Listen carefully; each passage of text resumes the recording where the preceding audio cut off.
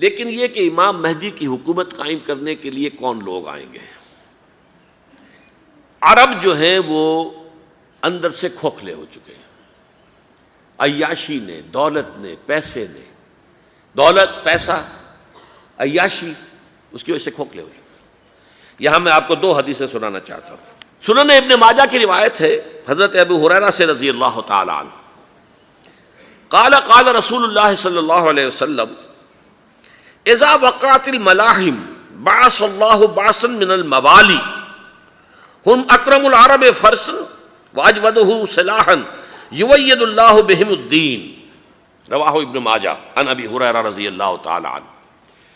جب ملاحم کا دور شروع ہوگا تو اللہ تعالیٰ اٹھائے گا ایک لشکر یا لشکروں پر لشکر موالی میں سے۔ موالی کون ہے؟ عربوں نے جب فتح کیا تھا اس پورے علاقے کو خلافت راشدہ کے دوران، اور پھر وہ لوگ جو ہے، ایک رائے تو یہ تھی کہ انہیں غلام بنایا جائے سارے آبادیوں کو، لیکن یہ کہ حضرت عمر کا اجتہاد تھا، اس کے مطابق جو ان کو غلام نہیں بنایا گیا تو وہ موالی کی حیثیت رکھتے ہیں۔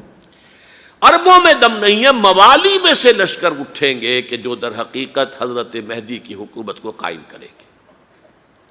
دوسری حدیث سنیے، عن عبداللہ ابن الحارث رضی اللہ تعالی عنہ، اور یہ ابن ماجہ کی روایت ہے، قال قال رسول اللہ صلی اللہ علیہ وسلم یخرج الناس من المشرق فیوطئون للمہدی یعنی سلطانہ، لشکر نکلیں گے، لوگ آئیں گے مشرق سے، اور وہ حضرت مہدی کی حکومت کو جمائیں گے اور قائم کریں گے۔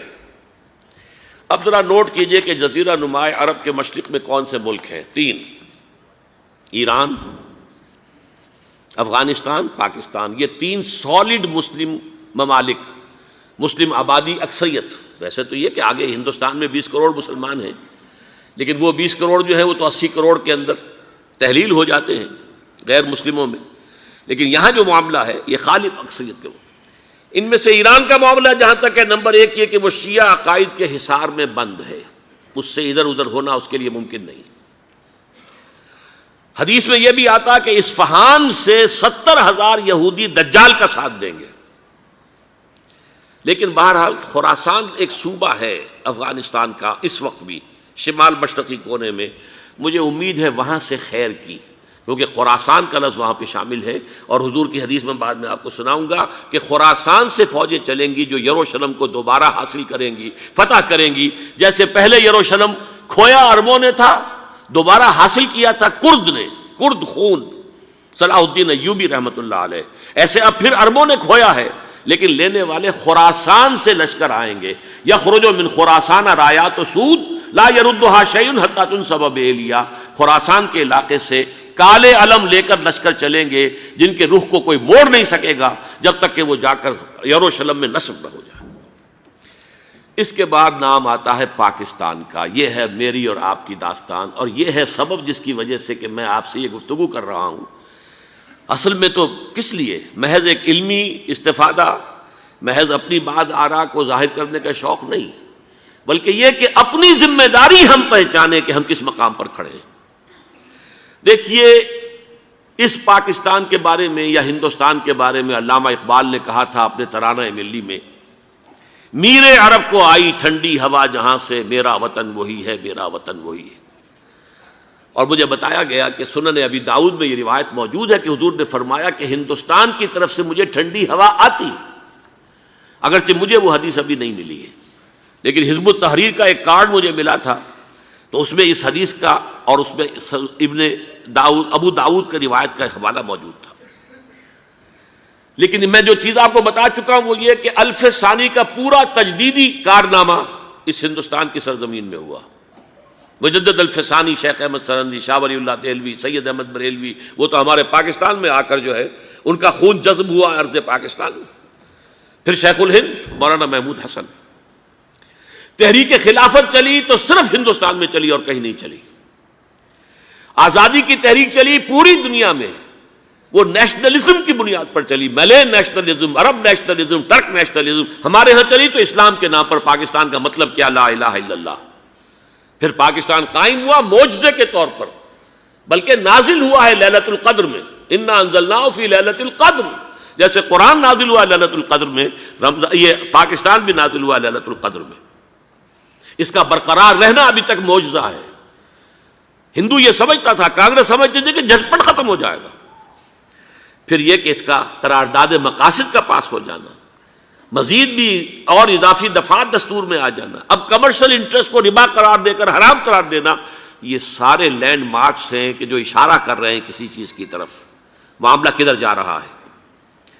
پھر یہ کہ یہ جو 14ویں صدی کے مجدد تھے شیخ الہند، اس کے بعد سے کچھ ایسی شخصیتیں عظیم پیدا ہوئی ہیں ہند میں، جن کو میں سمجھتا ہوں کہ 14ویں صدی کے مجدد اور 15ویں صدی کے مجدد کے درمیان یہ 15ویں صدی کے مجدد کی راہ کو سیدھا کرنے والے، جیسے کہ حضرت یحییٰ نے کہا تھا میں تو آنے والے کا راستہ سیدھا کر رہا ہوں حضرت عیسیٰ کے لیے، ایسے ہی 15ویں صدی کے لیے امام مہدی کے لیے راستہ صاف کرنے والے سب سے پہلے علامہ اقبال، جنہوں نے اسلام کا تصور دین کی حیثیت سے دوبارہ زندہ کیا ہے، ورنہ اسلام ایک مذہب کی شکل اختیار کر چکا تھا۔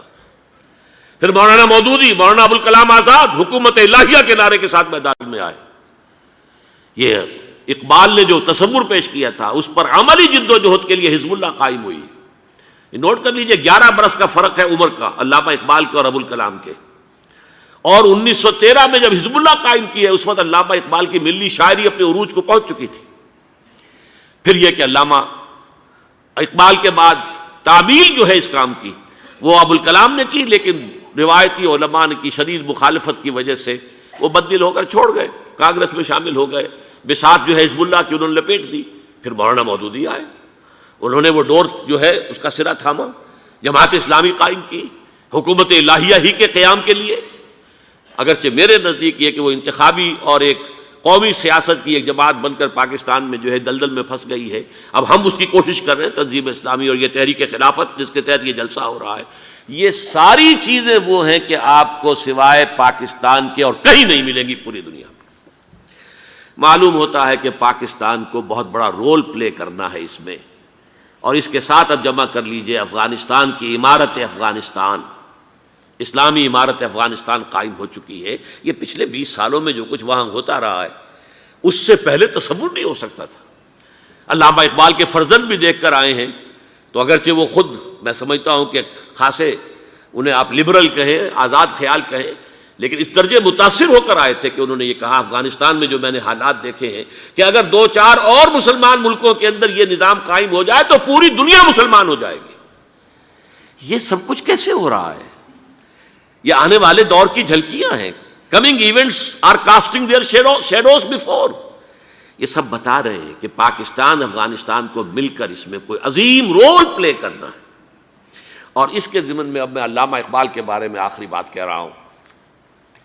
علامہ اقبال کے بارے میں عام یہ خیال ہے، انہوں نے اپنے خطبات میں مہدی کا اور نزول مسیح کا، حالانکہ میں کل پڑھ رہا تھا مولانا سید احمد اکبر آبادی رحمۃ اللہ علیہ کا ایک مقالہ ان کا کہ علامہ اقبال نے ابن خلدون کے بارے میں یہ کہا ہے کہ مہدی کا اور نزول عیسیٰ کا دونوں کا انہوں نے انکار کیا ہے، حالانکہ ابن خلدون نے نزول عیسیٰ کا انکار نہیں کیا، صرف مہدی کا انکار کیا ہے۔ بہرحال علامہ اقبال نے خطبات میں انکار کیا ہے، لیکن یہ کہ اپنی شاعری کے اندر میں چیلنج کرتا ہوں کسی بڑے سے بڑے اقبال شناس کو، ان کا یہ شعر ذرا سنیے: خضر وقت از خلوت دشت حجاز آید بروں، کارواں زی وادی دور و دراز آید بروں۔ خضر وقت، امام وقت، رہنمائے وقت، قائد وقت، خلوت دشت حجاز، حجاز کی صحرا کی کسی خلوت گزینی سے نکل کر باہر آئیں گے۔ میں حیران ہوتا ہوں علامہ کے اس فکر پر اور اس مصرے پر۔ یہاں انہوں نے شیعہ اور سنی دونوں کے کانسیپٹ جمع کر دیے۔ شیعہ کا کانسیپٹ یہ چھپے ہوئے کسی غار میں وہاں سے برآمد ہوں گے، اور ہمارا کانسیپٹ میں ام سلمہ رضی اللہ تعالیٰ عنہ کی حدیث سنا چکا، چھپے ہوئے ہوں گے وہ وہاں پر، مدینے سے نکل کر آ کر مکے میں چھپ جائیں گے۔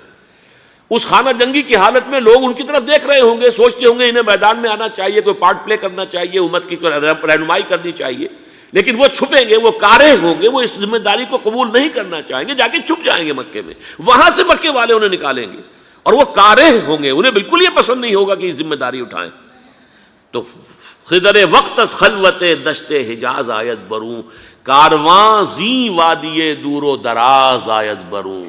کارواں جو چلے گا ان کی مدد کے لیے اس وادی دور و دراز، اس زی عظیم وادی دور و دراز، یہ وادی سندھ ہے۔ وادی سندھ جو ہے ہم سمجھتے ہیں کہ صرف یہ پاکستان اور پنجاب جو ہے یہ اس میں شامل ہے، سندھ اور پنجاب نہیں، افغانستان کا پورا مشرقی علاقہ اس میں شامل ہے۔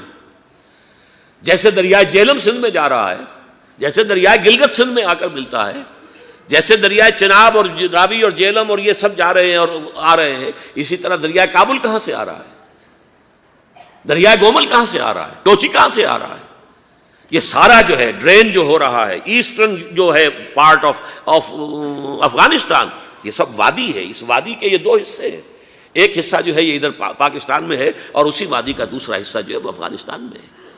کارواں زی وادی دور و دراز آیت بروں، کارواں چلے گا یہاں سے، یخرج ناس من المشرق یؤتون للمہدی یعنی سلطان ہی، مشرق سے فوجیں چلیں گی کہ جو مہدی کی حکومت قائم کریں گی، اور یخرج من خراسان رایات و سود، اور خراسان سے سیاہ پرچم چلیں گے کہ جن کا رخ کوئی موڑ نہیں سکے گا، حتیٰ تنصب بیلیا، یہاں تک کہ وہ جا کر یروشلم کے اندر نصب ہو جائیں گے۔ حضرات، میں ایک میری گفتگو کا حصہ باقی تھا لیکن میں اسے چھوڑ رہا ہوں، اس لیے کہ گلوبلائزیشن جو اس کی ہوگی، جو خلافت علی منہاج النبوہ کی تجرید کامل حضرت مہدی کے ہاتھوں عرب میں ہوگی، اس سے پہلے اس کے لیے محنت، کوشش، جد و جہد پاکستان اور افغانستان میں ہو چکی ہوگی جو اسے سپورٹ کرے گی اور وہاں جا کر حکومت قائم کرے گی۔ اس کے بعد گلوبلائزیشن کا جو مرحلہ اس کا ہے وہ حضرت مہدی کے ہاتھوں نہیں ہے، وہ حضرت عیسیٰ ابن مریم ان کے نزول کے بعد ہے، جن کے نزول کے بعد دجال کا خاتمہ ہوگا اور یہودیوں کا استحصال ہوگا، مسلمانوں پر بھی بڑی تکالیف اربوں پر آئیں گی، شدائد آئیں گے، لیکن یہ وہ میں حصہ ملتوی رکھتا ہوں کسی دوسری محفل اور کسی دوسری مجلس اور نشست پر۔